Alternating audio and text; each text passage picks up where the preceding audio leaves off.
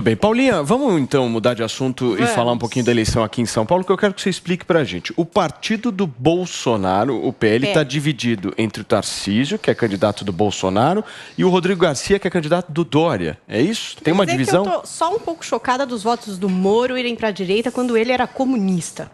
Ele falou isso aqui, mas tudo bem. Eu, só tô aqui comunista conservador para trazer um pouco de pimenta nessa jogada. Mas vamos lá, porque oficialmente o PL, que é o partido do presidente Jair Bolsonaro, deve apoiar o candidato aí ao governo, o ex-ministro Tarcísio de Freitas, que é do Republicanos. Mas agora temos aí esse movimento de outros que decidiram apoiar Rodrigo Garcia, do PSDB, nessa corrida ao Palácio dos Bandeirantes. Com essa questão de poder migrar de partido, o PL se tornou a maior bancada na Assembleia Legislativa aqui de São Paulo. Tem 17 nomes. Então, parece que 7 deles declararam aí apoio ao Rodrigo. E temos também 2 deputados federais, 30 prefeitos e 80 vereadores do partido que vão aí apoiar o Rodrigo Garcia. Então, tá nessa situação de divisão, de racha. Não sei se isso estava previsto no script.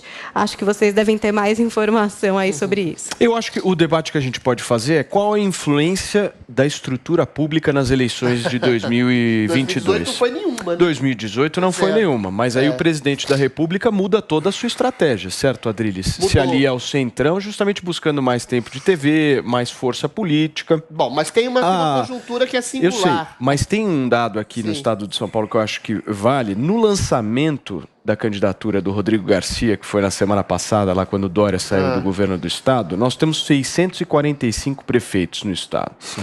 Estavam lá apoiando ele 619. Isso.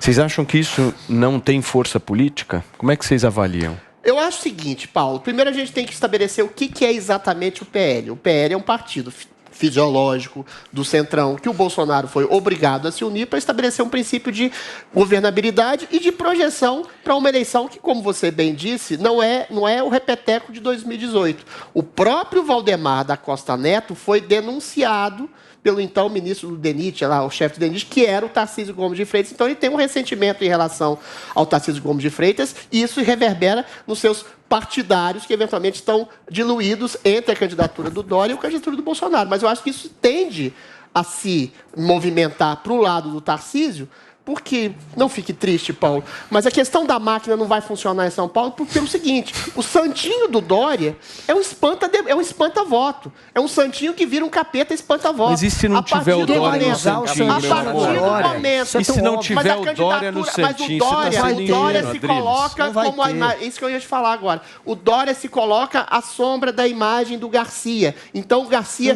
eu acho absolutamente pouquíssimo provável que ele tenha uma ascendência a respeito da máquina partidária em torno dele. A partir do momento que se colar a imagem do Tarcísio, que já aparece em segundo ou terceiro lugar nas pesquisas, a imagem do Bolsonaro, e se colar a imagem do Garcia ao Dória, que tem uma rejeição gigantesca no Estado, o PL e toda a infraestrutura de governo tende a ir para o lado de Tarcísio. O que você está dizendo, basicamente, é o seguinte: o Tarcísio pode fazer o que o Bolsonaro fez. Olha, vocês podem ficar comigo, você tá dizendo mas vocês não vão roubar. Eu entendi o que você falou. O que você está dizendo é o seguinte: é mais forte a rejeição do Dória em São Paulo do que a máquina partidária. Eu discordo completamente. Eu discordo dessa discordância.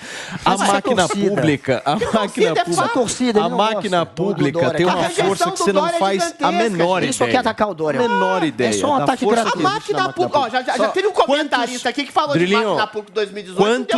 Quantos presidentes da República perderam a sua reeleição no Brasil? No Brasil, zero. Aqui em São Paulo, quantos governadores perderam a sua reeleição? Diferente. É esse o ponto. João Dória é um homem que é governador de São Paulo. Vocês lembram? E tem 2% de Vocês lembram da eleição de 2018 aqui no estado de São Paulo com Márcio França? Vocês lembram? Márcio França lá embaixo em 2018, ninguém dava nada para o Márcio França, nada. Falaram, não, é SCAF Dória, é SCAF Dória.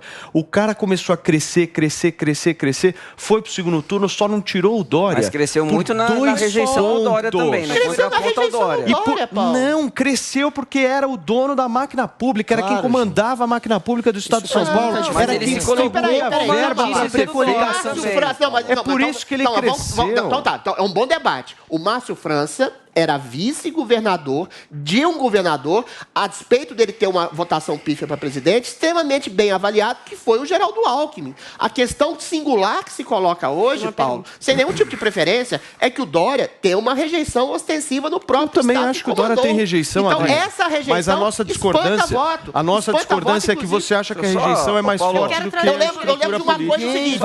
O Fernando Henrique tinha uma rejeição gigantesca no final do seu governo. José Serra, que tinha máquina partidária, que tinha máquina de governo em 2002, foi amplamente derrotado por Lula por causa da rejeição do Fernando Henrique. Fazer uma pergunta? Acho que é o mesmo fenômeno que o Dória. É para colocar fogo no parquinho ou não? É, para trazer um ingrediente outro. O Haddad, né? Porque agora tem essa notícia de que com a entrada oficial do Alckmin para a chapa com o Lula, o Alckmin estaria dando aí todo o plano para como que o Haddad vai entrar aí para o interior, com quem que ele tem que falar, onde ele tem que ir, como que é a forma que ele consegue conseguir mais aceitação. Mas ele tem relevância no Estado. O Alckmin é só o mais relevante. Peraí, deixa a Paulinha falar. É isso que eu ia perguntar. Você falou que o Alckmin fez um bom governo, é bem avaliado em São Paulo. Faz diferença ele estar aí ajudando nessa coordenação do Haddad? A sua pergunta é maravilhosa. Não, mas peraí que você falou, só um minutinho. Você não vai responder 3 perguntas. Zoe, peraí. Eu quero ouvir um pouquinho a sua opinião a respeito disso, por favor. Não, eu tenho... Assim, a gente estava numa pauta do Tarcísio, aí a gente já vai de novo para a pauta aqui de São Paulo, tem que enfiar sempre o Dória. Por que a gente sai de um assunto e... Vamos debater sobre o assunto que estava na pauta, que era o Tarcísio e o Rodrigo e o PL? Aí sempre tem que enfiar o Dória, o Dória, o Dória, o foguete. Tudo bem, já entendi. Vamos colocar o Dória no debate, vamos para as pessoas conhecerem, para ver se ele cresce nas pesquisas. Ok, faz uma campanha aí pro Dória. Isso é amor. Só que assim, vocês não pararam para pensar que o Bolsonaro, cara, ele tem... As pessoas acham realmente que ele é retardado, mas ele tá com tudo na cabeça dele, ele aprendeu muito bem com essa questão do PSL. Por que vocês acham que o Tarcísio tá no republicano se não tá no PL? Não, republicanos, não é? Com os votos. Não, foi estratégico, ele sabia muito bem. Para que ele conseguisse mais um partido, não é? Para que ele conseguisse mais base.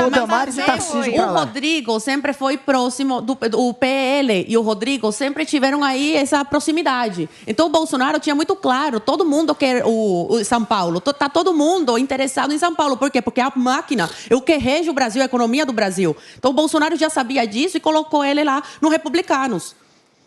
Ele colocou... Não, peraí, vamos entender o raciocínio da Zoe. O que a Zoe está dizendo, então, seria que a filiação do Tarcísio ao republicano seria uma coisa pensada, estratégica, justamente para que houvesse uma pulverização. Por essa proximidade do Rodrigo com o PL. Isso é claro. Sim. Fala, Guguinha. Não, de fato, o Bolsonaro precisava agradar os republicanos. Republicanos, inclusive, estavam ensaiando não apoiar o Bolsonaro, liberar os seus deputados para apoiarem quem quisesse, de Bolsonaro a qualquer um. Mas, enfim, não fechar com o Bolsonaro. E o Bolsonaro só estava dando atenção ao PL, tinha se filiado ao PL e recusado se filiar aos republicanos, então ele precisou agradar os republicanos e mandou Damares e Tarcísio para lá. Foi uma maneira de trazer de volta esse partido para a base. Essa jogada da Damares ainda não entendi direito. A Damares também está no meio. Vai Damares, vem republicanos. Agora, o que o Bolsonaro fez ao se entregar para o Centrão, porque ele se entregou, ele se rendeu ao Centrão. Não é que ele fez uma aliança. Ele percebeu que o Adriles disse que foi obrigado. Foi uma opção do Bolsonaro. Então vou falar que o Lula foi obrigado a se aliar com o Alckmin. Se é opção, significa que a eleição mudou, Adriles. Olha, gente, o Bolsonaro... O Lula foi obrigado a se juntar com o Alckmin. Eu concordo. Se o Bolsonaro mudou, foi uma escolha significa que a eleição não será a mesma de 2018. Não será a mesma. O que também mudou é a rejeição. Só terminar o pensamento. Bolsonaro se rendeu ao Centrão porque percebeu que poderia ser traído até pelo vice dele, pelo Mourão. Poderia levar um peteleco a qualquer hora. E se ele não tivesse uma base de apoio, que ele não tinha quando virou presidente, ele poderia ser impeachmentado, já que ele arruma treta política o tempo inteiro. Então, qual foi a saída? Vai contra, né? A saída foi se render, foi comprar o Centrão. Entregar o orçamento secreto para o Centrão. Só este ano, 21 bilhões. Não é questão de não à toa, o Centrão foi o que mais cresceu agora na janela partidária. O PL, o mais de todos. Mas por causa do Bolsonaro. Porque é o partido que manda no orçamento secreto. Então, partido, quem tem dinheiro tem político. E o Centrão tem o dinheiro, tem o orçamento. O Bolsonaro é uma rainha da Inglaterra. Inclusive, o Centrão o tempo inteiro obriga o Bolsonaro a aceitar coisas que ele não quer. Mas ele está refém. Tem corrupção agora? Hoje ele é refém do Centrão. E só para relembrar... É o jogo político. É o jogo político. De fato. Mas como ele não sabe jogar...